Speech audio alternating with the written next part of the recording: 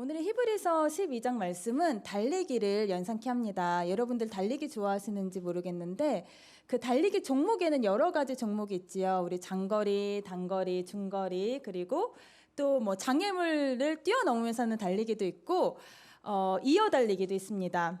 저는 사실 달리기 종목 중에서 이어 달리기 보는 것이 가장 재밌더라고요. 그 올림픽 종목에서 이어 달리기 보면 변수가 많이 등장을 해요.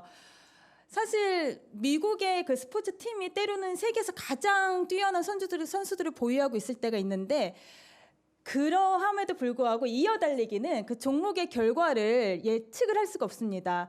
어떨 때는 가장 뛰어난 선수가 속해 있어도 이 바통을 주워받는 그 과정에서 때로는 떨어뜨리기도 하고 선수가 약간 느려지기도 하고 또 어딘가에 걸려 넘어지기도 하면서 이 결과가 바뀌기도 합니다. 그래서 저는 사실은 이 계주를 항상 이 떨리는 심정으로 긴장되는 심정으로 보고는 해요. 여기 계신 많은 분들이 인생은 단거리 경주가 아닌 장거리 경주다라는 이야기를 많이 들어보셨을 겁니다. 제가 생각하기에 삶에 대해서 더 설득력 있는 비유는 장거리나 단거리가 아니라 이어달리기 계주입니다. 왜냐하면은 경주를 시작한 사람이 언제나 그 경주를 끝내는 것이 아니기 때문입니다. 우리의 신앙 여정도 계주와 같습니다. 히브리서 저자는 11장에 아벨과 가인부터 시작해서 노아와 아브라함, 홍해를 지나온 사람들, 여리고성이 무너지는 것을 목격한 사람들, 그리고 잘 알려진 구약의 인물들인 라합, 기드온, 삼손, 다윗, 사무엘 등을 열거합니다. 이 모두 다 믿음의 계주를 한 사람들입니다. 그들이 지나온 여정은 우리 모두의 인생 여정이 그렇듯이 쉽지만은 않았습니다. 히브리서 11장 36절에는 이 사람들의 삶에 대해서 또 어떤 이들은 조롱과 채찍질 뿐 아니라 결박과 옥에 갇히는 시련도 받았으며 라고 기록을 합니다. 이 히브리서가 쓰여졌던 그 역사적인 배경인 초기 기독교인들이 로마 제국에 의해서 당한 핍박들이 많은 곳에 기록되어 있는데 이 초기 기독교인들은 그들의 신앙을 지키기 위해서 돌에 맞아서 죽기도 했고 칼에 베이기도 했고 박해와 고문을 받고 또 그것을 피해서 사막과 산을 떠돌아 다니기도 하고 또 떠돌아 다니는 삶 동안 동굴이나 지하에 피신을 해서 장기간 거했다고도 합니다. 종류의 차이나 정도의 차이가 있을 뿐 신앙인의 삶은 항상 순조롭고 항상 즐거움이 보장되는 삶은 아닙니다. 독일의 저명한 신학자인 디트리히 본회퍼가 더 코스트 오브 디사이플십, 제자도의 대가라는 책에서 이야기했듯이 예수님의 제자로 살아가는 삶에는 항상 그 대가가 따릅니다. 바로 하나님의 무한한 은혜를 입은 우리가 그 하나님의 은혜에 응답하는 삶을 살려면 때로는 어려움, 때로는 고난을 극복하면서 성장하고 자라는 과정을 반복해서 이 세상을 하나님의 나라로 일궈가는 삶이 바로 신앙인의 삶이라는 겁니다. 그래서 우리 모두를 포함해서 믿음의 계주를 뛰는 모든 사람들에게는 다 그러한 과정들이 따르게 되어 있습니다.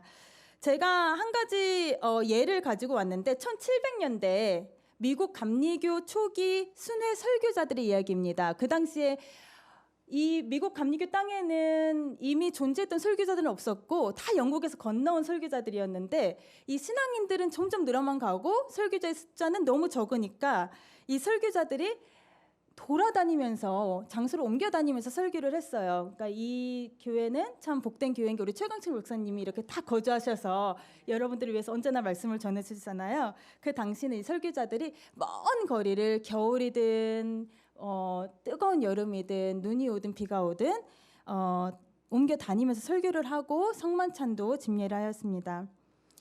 그래서 그들은 이제 주로 말이나 도보로 마을에서 마을로 이동을 했는데 뉴저지에 본거지를 둔 토마스 스미스라는 설교가는 1년 동안 총 4,200마일을 이동했다고 기록을 하고 있어요. 그 4,200마일 하니까 아무 그 감이 안 오시죠? 4,200마일이 6,759km고 서울에서 부산까지 왕복하는 거리가 그렇게 되면은 이 일방 통행 한 번 가는 거를 이제 20번 했다고 하면은 맞죠? 그 거리를 1년 동안 이제 옮겨 다니면서 설교를 한 거예요. 도보나 말로. 그래서 이 긴 거리를 이동하는 순간 이 과정 속에서 많은 경우에 이 설교자들이 그들을 초대한 마을 공동체에서 신세를 지기도 하고 잠을 자기도 했는데, 그게 여의치 않을 경우에는 그냥 길거리에서 자리를 펴놓고 자거나 말을 타고 이동하면서 꾸벅꾸벅 조는 그런 상황도 있었습니다. 근데 이 설교가들이 얼마나 열정적으로 복음을 전했고 얼마나 열정적으로 밖에 돌아다니면서 말씀을 전했으면, 그 당시에 유명한 이야기가 전해 내려오는데, 바람이 불고 비가 오는 폭풍우가 치던 아주 추운 날 밤 밖을 내다보면 미국에는 까마귀가 많이 있거든요. 보이는 것은 까마귀와 감리교 설교자밖에 없었다라는 이야기가 전해 내려오고 있습니다.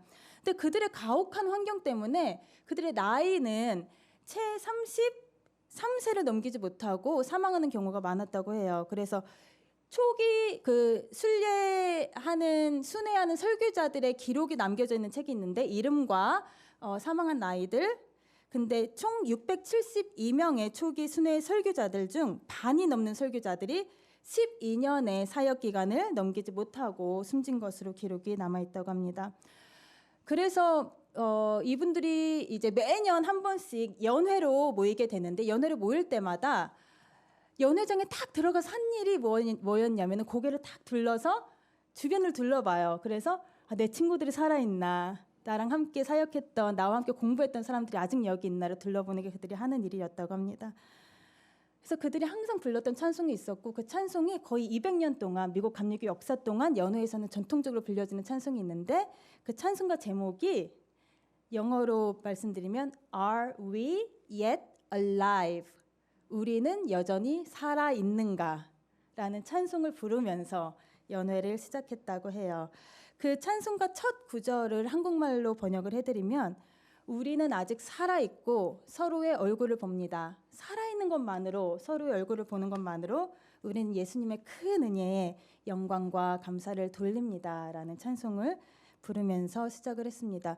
이 찬송가가 제가 찾아보니까 현재 저희들이 가지고 있는 그 찬송가에는 없고, 이전의 찬송가 개정이 됐잖아요. 이전의 찬송가 280장에 한국말로도 찬송가가 있었는데, 생전에 우리가라는 찬송이에요. 그래서 제가 한번 불러드리면 혹시 멜로디를 아시는 분이 계실 수도 있을 것 같아요.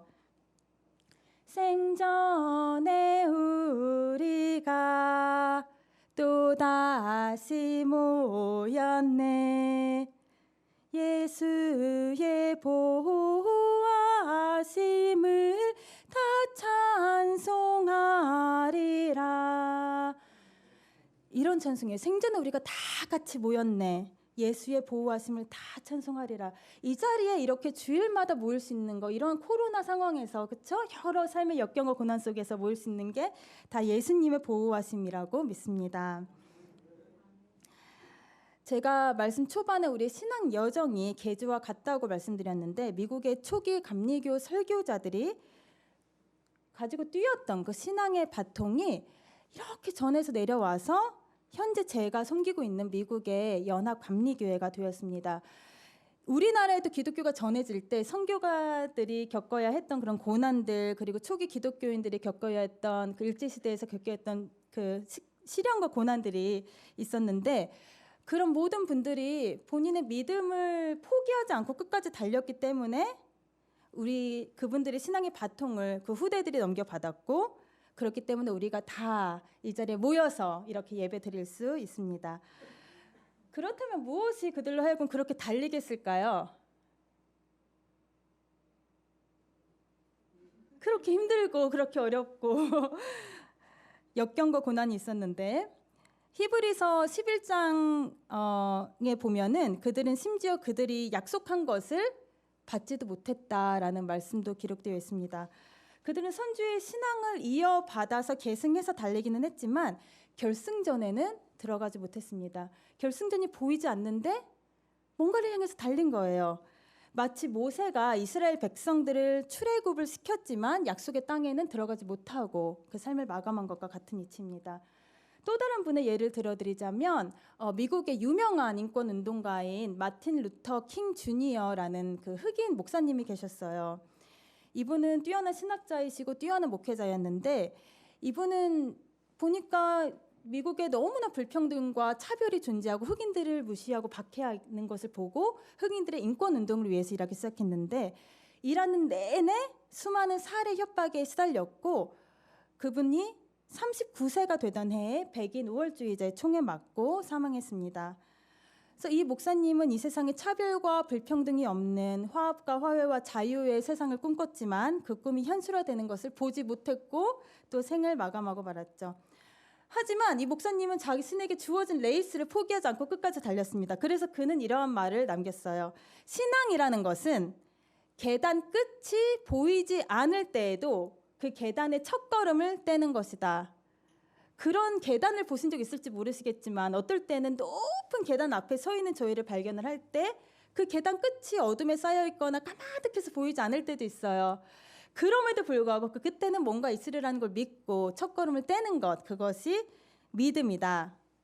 당장 내 눈앞에 펼쳐진 하나님의 은혜와 축복이 손에 잡힐 듯, 눈에 보일 듯 보이지 않더라도 그것이 있음을 믿고 첫걸음을 떼는 것. 우리 눈앞에 하나님이 원하는 사랑과 평화와 정의가 가득한 세상이 보이지 않더라도 그것을 위해서 열심히 일하는 것. 그것이 바로 우리가 가져야 할 믿음이라고 믿습니다. 이 믿음이 우리에게 전해 내려져 왔고 그것이 우리가 이 믿음의 계주에서 들고 뛰는 바통입니다. 그래서 히브리서 11장 오늘 읽은 본문의 그 바로 전 장은 총 40절로 이루어지는데 모두 다 믿음이라는 말로 시작을 해요. 매 절이. 그래서 믿음이라는 단어가 총 25번이나 등장합니다. 믿음으로 노아는 방주를 지었고 믿음으로 아브라함은 부르심을 받았고 믿음으로 모세는 애굽을 떠났고 믿음으로 7일 동안 여리고를 도니 성이 무너졌으며 우리 신앙에 있어서 가장 핵심은 예수님을 따르는 삶에 있어서 가장 핵심은 이 믿음을 가지고 살아가는 삶이고 신앙의 선조들도 이 결승전도 보이지 않는 그들의 레이스를 믿음을 가지고 뛰어왔다는 이야기입니다. 우리 지금 보람의 연합교회라는 이름으로 이렇게 주일마다 모여서 예배를 드리고 있는데 우리가 여기 있기까지 우리 믿음의 선조들이 이곳에는 정말 기쁘고 즐겁고 신나는 일도 많았겠지만 수많은 시련과 역경도 있었을 거라고 생각합니다. 저는 제가 오기 이전 일은 잘 모르지만 1986년도에 교회가 세워지고 우리 초대 장로님들이 계셨고 이 교회를 일구어가고 성장시켜가고 또 이렇게 교회가 아름답게 또 레노베이션이 돼서 이렇게 아름답게 서기까지 많은 어려움들도 있었을 거고 또 교회 공동체가 사랑하는 누군가를 잃어서 다 함께 깊은 슬픔에 빠졌던 경험도 있었을 거고 누군가는 이곳에서 세례를 받아서 생애 첫 출발을 축복받으면서 했을 거고요. 또 누군가는 새벽 기도가 하루하루를 어렵게 살아갈 때 큰 힘이 되기도 했을 거고 또 누군가는 가장 힘들고 어려울 때 이곳에서 받는 축복과 기도와 예배가 큰 위로가 되기도 했을 것입니다. 제 신앙 여정도 이 보람의 연합교회를 빼놓고는 설명을 할 수가 없습니다. 제가 사실 자라온 교회는 따로 있지만 저의 신앙을 형성시키고 저를 목회자로 키운 교회는 바로 보람의 연합교회라서 제가 미국에서 목사 안수 과정을 하면서 이 페이퍼를 정말 여러 번 써내게 되는데 써낼 때마다 항상 주어지는 주제가 당신의 신앙 여정을 기록하시오예요. 그러면은 거기서는 항상 보람의 연합교회 이야기가 들어갑니다. 제가 이곳에 와서 신학생 때 와서 너무나 부족한 저를 또 우리 주일학교 전도사로 또 세워주셔서 주일학교를 위해서 또 일할 수 있게 해주시고 경험도 쌓게 해주시고 또 제가 가지고 있는 재능이 무엇인지 또 파악도 하게 해주시고 그때 같이 일했던 선생님들 또 교회학교 교장 선생님 여기 계시고 저는 이 여정이 저에게 있어서 믿음의 선조가 저에게 이어준 바통을 제가 들고 달렸던 그 순간들이라고 생각을 하고 있습니다. 근데 지금 이 자리에 보면은 또 이게 곳곳에 빈자리들이 있지요. 또 이런 빈자리들이 보이면 또 드는 느낌이 우리 앞으로 자라날 세대들이 또 이곳에 와서 우리의 바통을 이어받아서 또 신앙의 여정을 달려야 할 텐데라는 또 생각도 듭니다. 그래서 우리 신앙의 계주에서 가장 중요한 거는 바통을 이어받아서 달리는 것뿐만이 아니고 끝까지 그 바통을 놓지 않아서 다음 올라올 우리 세대들한테 물려주는 일이라고 할 수 있습니다. 지금까지 제가 이어 달리기를 약간은 좀 외롭기도 하고 고독하기도 한 그런 힘든 경주라고 표현한 면이 없지 않아 있는데, 여기서 좋은 소식은 우리가 이 달리기를 절대로 혼자 하지 않는다는 점입니다. 이어 달리기를 하는 선수들을 보면은 마치 그 구간을 혼자 뛰는 것처럼 보이지만 그들에게는 속한 팀이 있어요. 스포츠 팀이 있어서, 팀메이트가 있어서 서로 격려해주고 위로해주고 함께 바통을 이어주고 받기도 하고. 그런데 이 오늘 히브리서 12장 말씀을 보면은 우리 앞서서 뛴 모든 믿음의 선조들이 우리를 바라보고 응원하고 영감을 주고 지지하고 있다는 메시지를 받을 수가 있습니다. 히브리서에는 이들을 구름같이 둘러싼 허다한 증인들이라고 이야기를 합니다. 그래서 한번 상상력을 발휘해 보셔서 지금 우리가 모여있는 이곳이 올림픽 스타디움 같이 넓은 개주 경기장이라고 한번 생각을 해보세요. 그 경기장에서 우리는 뛰고 있고 관중석에 허다한 믿음의 선조들이 다 모여서 저희를 지켜보고 있고 박수도 보내주고 있고 이름도 불러주고 있고 하면서 응원을 해주고 있다고 한번 생각을 해보셨으면 좋겠습니다. 그러한 우리의 믿음의 선조들이 우리와 함께하고 있고 또 이 자리에 함께 계신 모든 분들이 함께 훈련을 함께 받고 함께 뛰는 팀입니다. 물론 신앙의 경주를 시작한 모든 사람들이 하나님의 자녀고 사랑받는 존재들이지만 여러분 우리 성도님들처럼 신앙의 공동체에 속한 사람들은 하나님의 은혜를 경험하고 또 신앙이 성장할 수 있는 기회를 더 자주 접할 수밖에 없습니다. 손흥민 선수가 속한 팀이 어디죠? 아시는 분? 토트넘이라는 좋은 팀에 속해서 손흥민 선수가 뛰기 때문에 이 재능과 역량을 더 발휘할 수 있는 거라고 저는 생각을 하는데, 우리 여기 계신 우리 보람의 연합교회 팀이 각자 신앙생활 할 때는 힘들고 이렇게 서포트를 받을 때도 없다가도 교회에 와서 함께 신앙생활을 하면서 서포트와 케어를 받으면서 성장하는 것과 같은 이치입니다. 우리가 삶이라는 현장에 뛰어들어서 살 수 있게 우리가 속한 이 신앙의 공동체에서는 끊임없이 우리를 훈련시킵니다. 그것이 이 주일 예배일 수도 있고 새벽 예배일 수도 있고 또 속회 예배일 수도 있고 성만찬일 수도 있고 찬양과 기도 시간일 수도 있습니다. 이 모든 순간이, 이 모든 시간이 은혜의 시간이고 이 은혜의 시간을 통해서 하나님이 우리가 경기에 잘 임할 수 있도록 단련시킵니다. 그래서 우리 아까 이야기한 그 삶에 있어서 신앙의 계주에 있어서 고난과 역경에 대해서 잠시 말씀을 드리자면 말라기 3장 2절 3절에 보면은 하나님이 금, 은을 단련시키는 것과 같이 하나님의 백성을 단련한다는 이야기가 나옵니다. 하나님이 임하시는 날을 누가 능히 당하며 하나님이 나타나는 때에 누가 능히 서리요. 그가 은을 연단하여 깨끗하게 하는 자 같이 앉아서 그들을 연단하리니. 하나님이 임하시는 날을 우리가 볼 수도 없고 아직 오지도 않았지만 그 날을 위해서 계속 뛰고 있는 거예요. 그 과정이 모두 다 연단의 과정입니다. 그런데 이 말라기서를 들은 한 여성이 이게 과연 무슨 뜻인가, 그 문이 어떻게 연단이 되나 너무 궁금해서 그 문을 연단하는 이 세공사를 찾아서 갔어요. 그 과정을 지켜보려고. 이 여성이 지켜보고 있는 과정 그 와중에 은 세공인이 은 조각을 들고 불 앞에 앉아서 은을 가열하기 시작했습니다. 이 세공인은 은을 가공할 때 은 조각을 불 한가운데 가장 뜨거운 지점에 넣어야 되고 그래야 그 불꽃이 모든 불순물을 태워 없앨 수 있다고 말을 했어요. 이 여성은 또한 은이 불 안에 들어가 있는 전체 시간 동안 불이 얼마나 뜨겁고 그 긴 시간이겠어요. 그 긴 시간 동안 이 세공인이 불 앞에 앉아 있어야 되는지 물었습니다. 그랬더니 세공인이 대답했습니다. 그럼요. 여기서 은을 계속 들고 있어야 할 뿐 아니라 계속 지켜보고 있어야 됩니다. 만약 이 은이 불꽃 속에서 너무 오래 머물거나 너무 긴 시간 거기 체류하게 되면은 망가지거나 더럽혀지거나 부서져 버립니다. 그래서 이 여성은 마지막 질문을 던졌어요. 마지막으로 언제 은이 충분히 단련됐다는 걸 압니까? 너무 궁금한 질문이에요. 은이 언제 충분히 단련됐고 이 준비가 되었다는 걸 압니까? 라고 질문했더니 이 세공인이 미소 지으면서 대답했습니다. 그것은 쉽지요. 이 은에 제 형상이 비칠 때예요. 라고 대답을 했어요. 이 과정을 지켜보고 이렇게 질문을 던졌던 여성은 바로 하나님에 대한 깨달음을 얻었습니다. 우리가 가장 연약할 때, 우리가 가장 뜨거운 인생의 불구덩이를 지날 때 하나님은 어디 계실까요? 하나님은 멀리 계시지 않습니다. 가장 가까운 곳에 앉아서 우리를 받쳐주고 계십니다. 그리고 우리가 가장 뜨거운 불 한가운데를 지날 때 하나님은 우리가 가진 모든 불순물들을 제거해 주시고 우리를 새롭게 만들어 주십니다.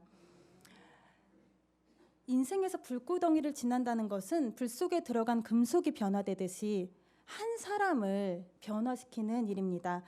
저는 미국에서 목회하면서 제가 올해 담임 목회를 시작한 지 딱 9년째가 됐는데요.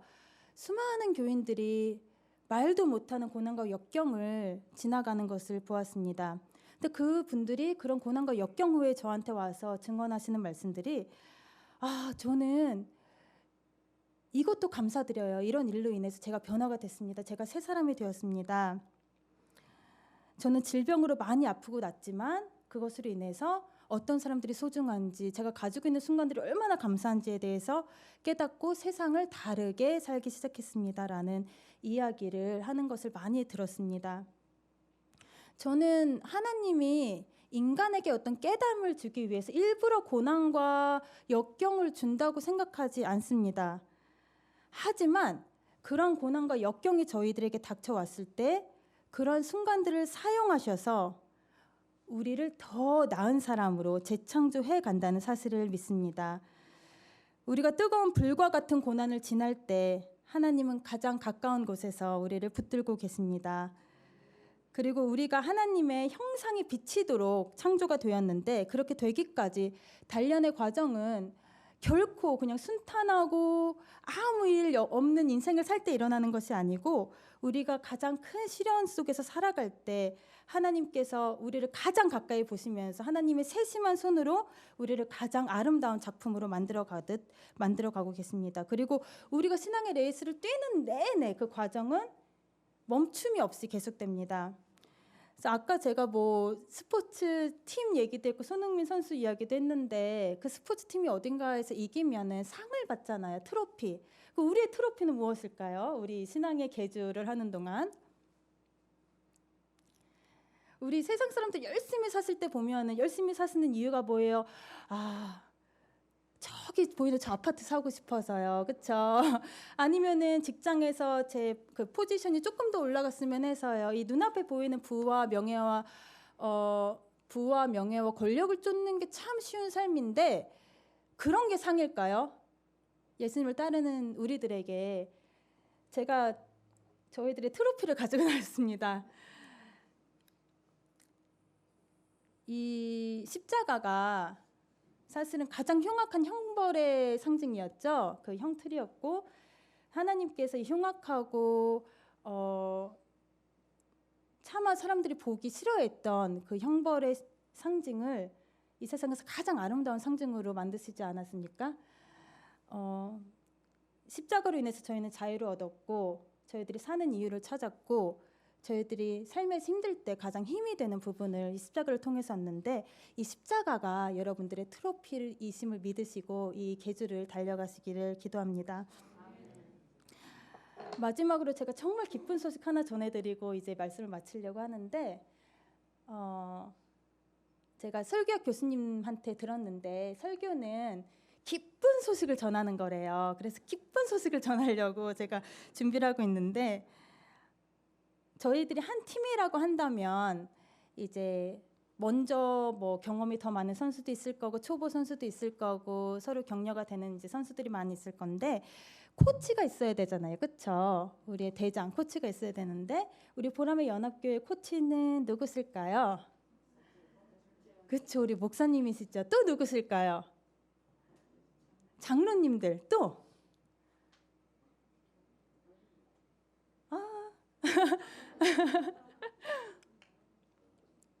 우리 목사님 너무 훌륭한 코치시고 우리 성도님들 서로에게 다 훌륭한 코치가 될 수 있지만 우리의 수석 코치라고 해야 될까? 진정한 의미에서 우리의 코치는 바로 예수님이죠. 그렇죠? 우리를 하나 되게 하고 우리의 롤모델이 되게 하고 우리를 끊임없이 단련시키시는 분, 수많은 이야기랑 수많은 이슈들이 존재를 해도 우리가 눈을 바라보면서 그분을 바라보면서 뛰어야 될 부분은 바로 한 분, 바로 예수님이십니다. 그래서 히브리서에서 모든 무거운 것과 얽매이기 쉬운 죄를 벗어버리고 인내로써 우리 앞에 당한 경주를 경주하며 믿음의 주요 또 온전케 하시는 이인 예수를 바라보자 라고 되어 있습니다. 여러분들이 신앙의 계주를 뛰시면서 우리를 온전케 하신 예수님을 항상 바라보시는 우리 보람의 연합교회 성도님들이 되시기를 기도합니다.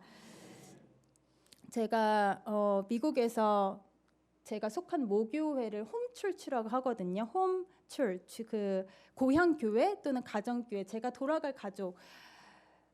제 모교회가 사실은 제가 자라온 교회이기도 하지만 우리 보람의 연합교회이기도 해요. 저는 이 교회를 정말 근 10년 동안 다시 돌아오지 못했지만 작년에도 왔고 올해도 왔는데 올 때마다 내가 내 집으로 돌아왔구나 그런 느낌을 받습니다. 우리 성도님들이 반갑게 인사해 주실 때 그 밖에서 떠돌이 생활하다가 여기 왔는데 얼마나 그 집 같고 좋겠어요. 그런데 짧게 보면 우리 성도님들도 하루를 살다가 집에 들어가서 쉬시고 나오시고 에너지를 얻으시고 일주일 동안 밖에서 직장 생활하시고 이런저런 일 겪으시고 부딪히시다가 이곳에 또 돌아오시잖아요. 집과 같은 이곳에서 휴식을 얻으시고 안식을 얻으시고 또 새 에너지를 충전하셔서 밖에서 다시 신앙의 계주를 잘 뛰시는 우리 성도님들이 되시길 주님의 이름으로 간절히 기도드립니다.